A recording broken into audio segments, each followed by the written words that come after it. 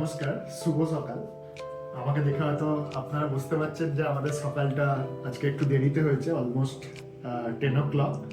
তো আমি আর আমার ওয়াইফ অন্তরা, আমাদের দুজনেরই খুব চা ভাল লাগে, রাইট? আর এখানে ব্যাঙ্গালোরে স্পেশালি আমরা যেরকম চা চাই, এখানে যদিও অনেক রকমের স্পেশালিটি চা পাওয়া যায়, যার মধ্যে অলরেডি ব্যাঙ্গালোরের স্পেশাল সেরকম টি কোনো নেই, কিন্তু 3 ধরনের চা খুব ফেমাস। একটা হচ্ছে কেরালা টি, একটা হচ্ছে ইরানি টি, আর একটা হচ্ছে মহারাষ্ট্রের কাটিং চায়। কাটিং চায় মানে কিছু না, হাফ টিটাকে কাটিং চায় বলে, কিন্তু এইসব জায়গায় চা খুব ফেমাস। আর স্পেশালি যদি কেরালাতে যাও, লোকেরা বাংলার মতন গরমকালেও খাবারের পরেও বলবে চা খাবে, লাঞ্চের সাথেও চা খাবে, for them it is drink, but আমরা তো চা খাবো। তো সেরকম আমাদেরও চা খুব ফেভারিট। তো আমরা বাড়িতে তো অবশ্যই চা করে করে খেতে থাকি, কিন্তু যখন আমরা আসানসোল যাই বাড়িতে, তখন আমরা অনেক ধরনের চা এক্সপ্লোর করি। রিসেন্টলি আমরা 2-3টে জায়গাতে ভালো খুব চা খেয়েছি। তার মধ্যে স্টেশন রোডে আগে একটা তন্দুরি চা পাওয়া যেত, যেটা আমাদের খুব ভালো লাগতো। এবারে যখন রিসেন্টলি গেলাম, আমরা দেখলাম সেই চাটা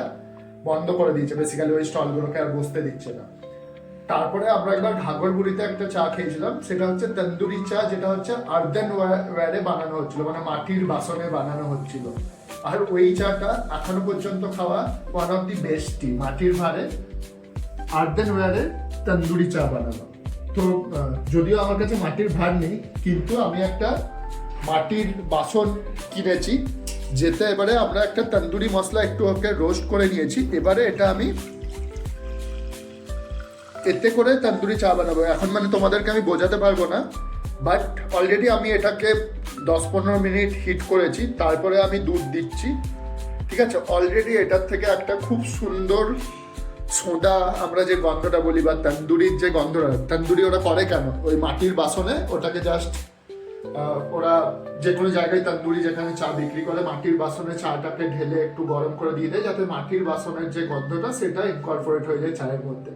তো সেটা ওই 5 সেকেন্ডের বা 10 সেকেন্ডের মাটির ভারে ঢেলে তন্দুরি চা যেটা দেয়, আর 50-100 টাকা নেয় অ্যারাউন্ড ব্যাঙ্গালোর, প্রবাবলি কলকাতা, আসানসোলে, ভার্সেস যদি আমরা কোনো চা বানাচ্ছি মাটির বাসনে, যেটা মাটির বাসনটাকে আমি খানিকক্ষণ একটু জল দিয়ে জলটাকে শুকিয়ে একটা ওই ফ্লেভারটাকে ইনফিউজ করছি। এবারে এতে চা হবে। এতে একটা difference from other tandoori T, normally আমরা সবাই জিঞ্জারটা প্রেফার করি, কিন্তু এই তন্দুরি চায়ে আমি আদা দেবো না, কারণ আদা নিজের একটা ডমিনেটিং ফ্লেভার আছে, তন্দুরের একটা ফ্লেভার আছে। এতে আমি দেবো খালি এলাচ। এলাচটা একটু বেশি করে যাবে। এলাচ একটা লাইট ফ্লেভার আছে, আর যেটা তন্দুরি চায়ের সাথে খুব ভালো করে যায়। তো স্টে টিউন, দেখতে থাকো। তো আমরা এটা বললাম, এতে আদা দেবো না, এতে আমরা যেটা দেবো এলাচ। কৌটোটা দেখছো?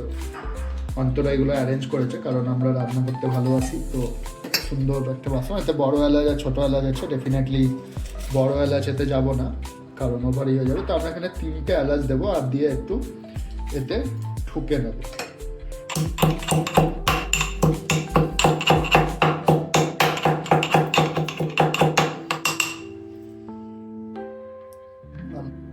এটা আমরা পুরোটাই দিয়ে দেবো, ওটার ফ্লেভারটা, কারণ ছাকার সময় এটা এমনি বেরিয়ে যাবে, কিন্তু ফ্লেভারটা হবে। তো স্পেশালিটি চাটা দেখে নিয়েছো তো। এটার আজকের আরেকটা turn around movement of this টি, তন্দুরি চা উইথ এলাইচি ফ্লেভার। কিন্তু আজকের চাটা আমরা চিনি দিয়ে বানাবো না, আজকের চাটা আমরা বানাবো বাংলার থেকে আসা শীতকালের নড়েল গুড় দিয়ে। তো এটা হচ্ছে চায়ের আরেকটা রোমাঞ্চকর ব্যাপার। তোমরা যারা ভিডিওটা দেখবে তারা বলবে চায়েও আবার রোমাঞ্চ, কিন্তু আছে, চায়ের রোমাঞ্চ আছে। চলো দেখা যাক। গুড়টাতে একটু পাটালি গুড়, তো একটু জাস্ট। তো গুড়টা তোমরা যদি ইউজ করো তো পরিমাণ মতন দেবে।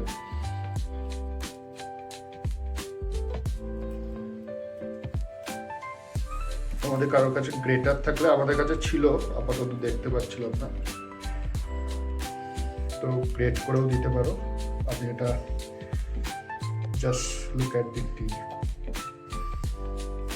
এবারে ফাইনাল দার্জিলিং টিটা যাওয়া বাকি আছে, ওটা যাবে।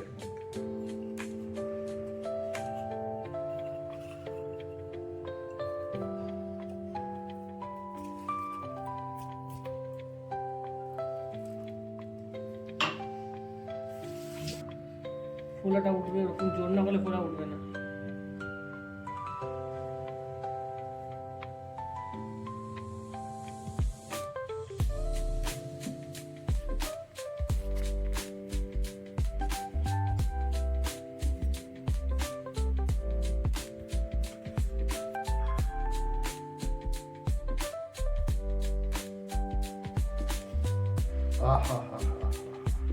Just look at the color.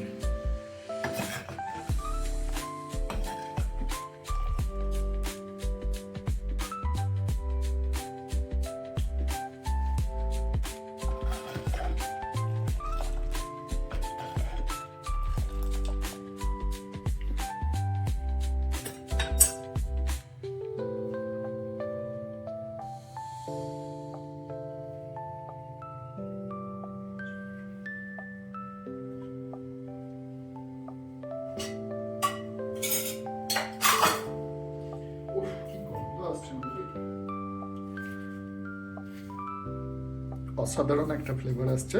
এবারে এতে যাবে স্পেশাল দার্জিলিং টি, পাতা আর ডাস্টি মিক্স 2 স্পুন।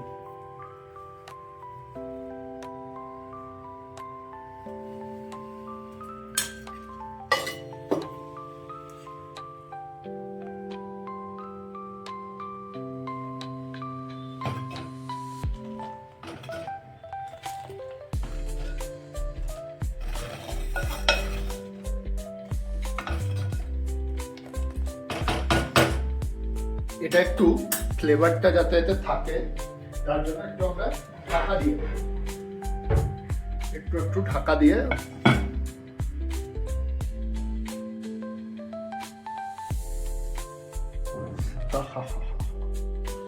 চলো, চা অলমোস্ট ডান।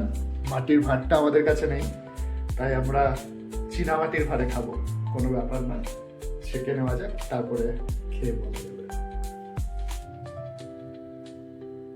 তো আমাদের হাফ কাপ চা, মানে হাফ কাপ নয়, এটা অ্যাকচুয়ালি আমরা অনেকটা বেশি করে করেছিলাম, কিন্তু যেহেতু চাটাকে ইনফিউজ করেছে, অনেকক্ষণ ধরে ফুটিয়েছি, তাই এটা কমে আধ কাপ হয়ে গেছে।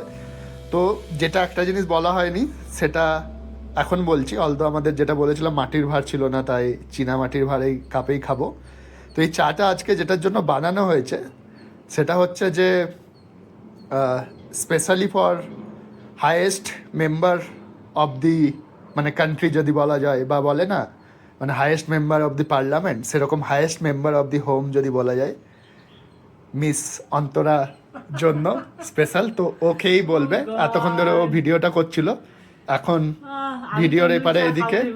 দারুণ হয়েছে গন্ধটা, দারুণ হয়েছে গন্ধটা একদম। তো this is for highest member of the every house hold, highest member of the every India, that is every wife celebrating every wife celebrating Antara. কেমন লাগছে চাটা? দারুণ হয়েছে, ফাটাফাটি, মানে এক্সপেক্ট করিনি এতটা ভালো হবে, দারুণ হয়েছে। Stay tuned guys, tata.